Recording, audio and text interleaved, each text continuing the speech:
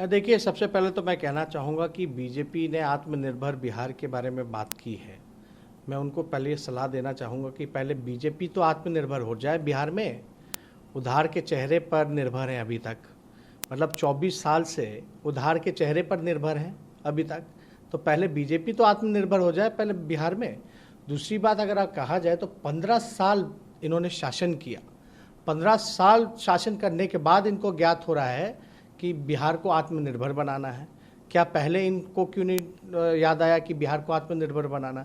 तीसरी बात मैं कहूँगा, दिल्ली से लेकर के पटना तक इनकी सरकार है, ऊपर से लेकर के नीचे तक इनकी सरकार है।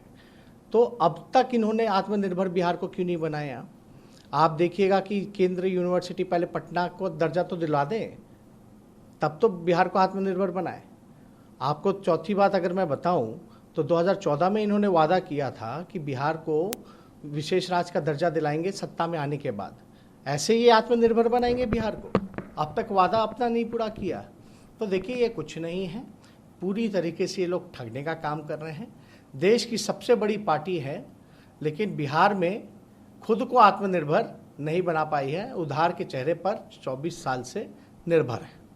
बीजेपी ने ये भी कहा कि 2014 के बाद जो है बिहार में विकास हुआ है, तो आरजेडी ने भी विकास नहीं किया और इसके बाद बहुत दिनों तक शासन में जेडीयू भी रही। तो क्या 2014 के बाद ही विकास हुआ।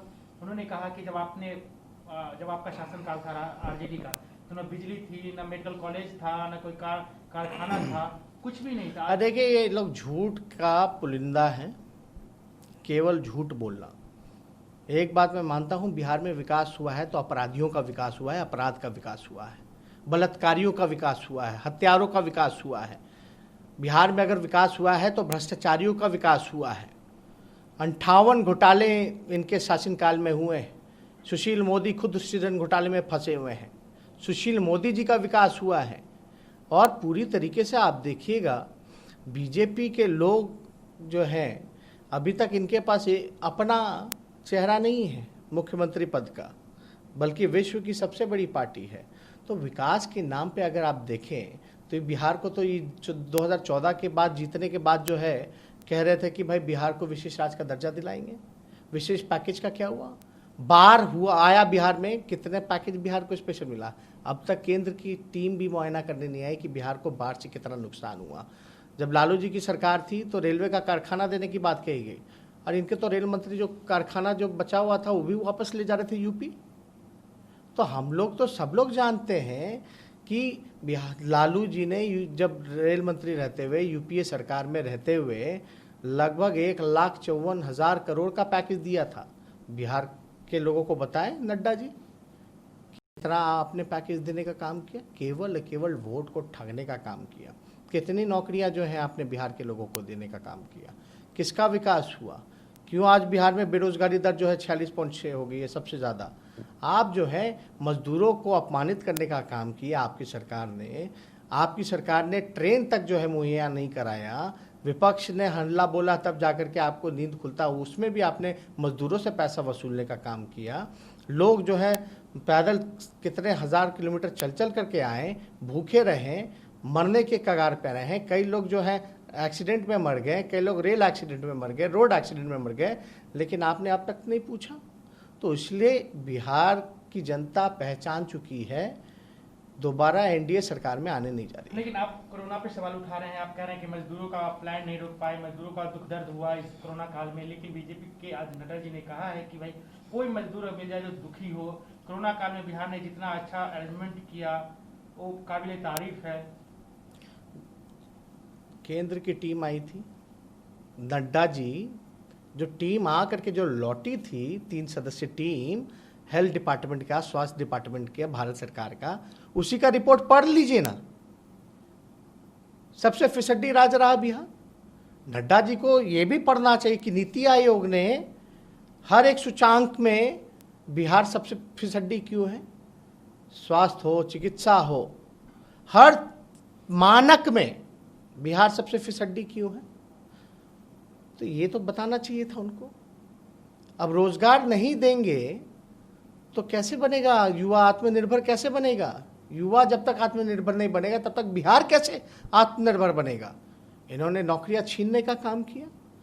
नड्डा जी बताएं कि इनके 15 साल के शासनकाल में जो ये उधार के चेहरे पर जो निर्भर हैं, 4.5 लाख नौकरियां रिक्त क्यों रही, ये तो उनको बताना चाहिए। एक अंतिम सवाल की नड्डा जी ने भी आज दोबारा कह दिया है कि नीतीश कुमार के नेतृत्व में बिहार में चुनाव होगा, जिसमें कि लोजपा भी रहेंगे, बीजेपी भी रहेगी। कैसे देखते हैं कि जिस तरीके से एक मजबूत गठबंधन है उधर? देखिए, इस पे तो कोई मजबूत गठबंधन नहीं है। जनता इनको सबक सिखाएगी, मन बना के रखी है।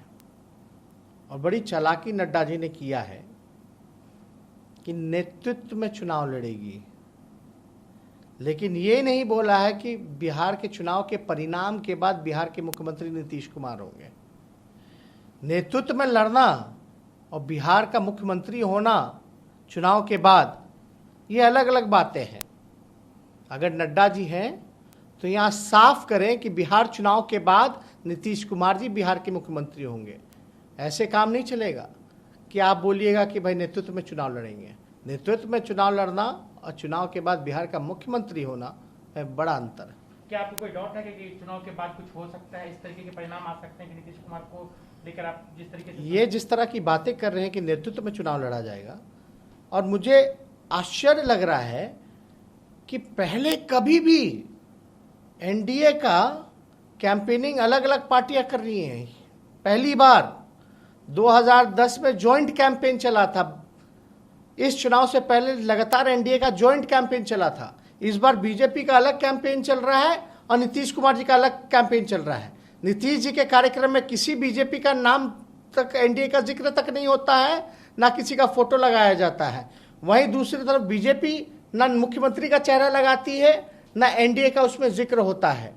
आप याद कीजिएगा, लोकसभा में ही जॉइंटली सब कुछ हुआ था, लगातार फोटो लगे थे, एनडीए का, अलायंस का नाम लिया गया था। लेकिन ये लोग तो अलग अलग, आप देख रहे हैं, अलग अलग कैंपेन चला रहे हैं। ऐसा लग ही नहीं रहा कि एक अलायंस का मुहिम चल रहा है, बल्कि अलग अलग पार्टियों का अलग अलग मुहिम चल रहा है। ये कैंपेन में आप देख सकते हैं, मुख्यमंत्री जी ने वर्चुअल रैली की, क्या हर्ष हुआ हम लोगों ने भी देखा, लेकिन वहां कहीं भी बीजेपी का नाम निशान नहीं था।